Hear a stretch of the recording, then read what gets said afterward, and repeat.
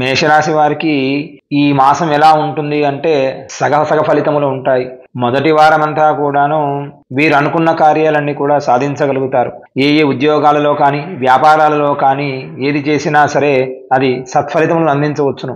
కాకపోతే 3వ వారము 4వ వారము కాస్త తగ్గు ఫలితాలు అనుభవిస్తారు.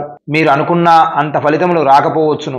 వ్యాపారంలోనే కానీ మీరు చేసే ఉద్యోగాలలో కానీ కాస్త జాగ్రత్త వహించాలి.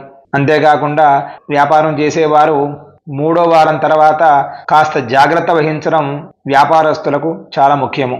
ఉద్యోగస్తులకు అయితే ఈ మాసం మీరు కష్టపడ్డారు అంటే ఈ మాసం మీరు జీవితంలో మర్చిపోలేము అన్నట్టుగా ఉంటుంది ఉద్యోగస్తులకు, మేషరాశి వారికి.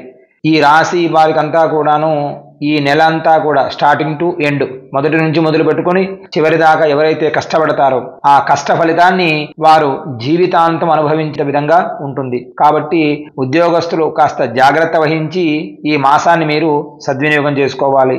విద్యార్థులు ఈ మాసం మీరు ఖచ్చితంగా గుర్తుపెట్టుకోవాలి. మీకు విద్యకు సంబంధించిన చాలా ఆటంకాలు కనబడుతూ ఉన్నాయి. మేషరాశి వారికి కాస్త మీరు జాగ్రత్త వహించి మీ విద్య మీదనే శ్రద్ధ వహించండి.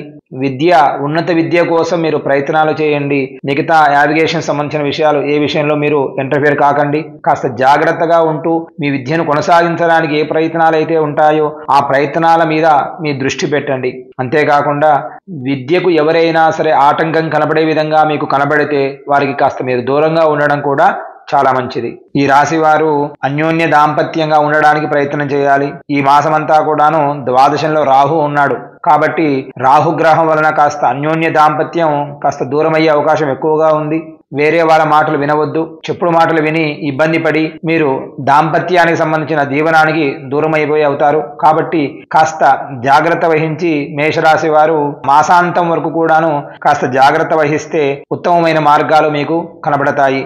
కాబట్టి ఈ రాశి వారికి మీ దాంపతుల మధ్యన వేరే వ్యక్తికి అవకాశం ఇవ్వకుండా ఉండడానికి మీరు కష్టపడండి, ప్రయత్నం చేయండి.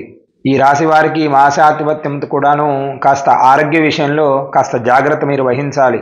అంతేకాకుండా ఆరోగ్యంతో అంటే బీపీ, షుగర్ అలాంటివి ఉన్నవారు కాస్త ఎండలో ఎక్కువగా ఉండడానికి మీరు ప్రయత్నం చేయండి. తద్వారా మీ ఆరోగ్యం మెరుగుపడే అవకాశం ఎక్కువగా కనబడుతూ ఉంది. అంతేకాకుండా ఈ మేషరాశి వారు ఈ ఉన్న గ్రహస్థితి కంటే ఇంకా కాస్త ఉచ్చ స్థితికి వెళ్ళాలి, ఇంకా ఆరోగ్యంగా ఆనందంగా పిల్లలకు విద్య అవన్నీ కావాలి అనుకున్నవారు, ఆడవారు అయితే ఖడ్గమాలా స్తోత్రాన్ని ప్రతిరోజు కూడా పారాయణం చేయండి. ప్రతిరోజు ఒక మారు ఖడ్గమాలా స్తోత్ర పారాయణం చేయాలి. మగవారైతే ఈ మాసాంతము కూడాను ఓం శ్రీ దుర్గాయే నమః అని దుర్గాదేవి ఆరాధన చేస్తే ఈ మాసం మీకు విశేష ఫలితములు వచ్చే అవకాశం ఎక్కువగా కనబడుతూ ఉంది.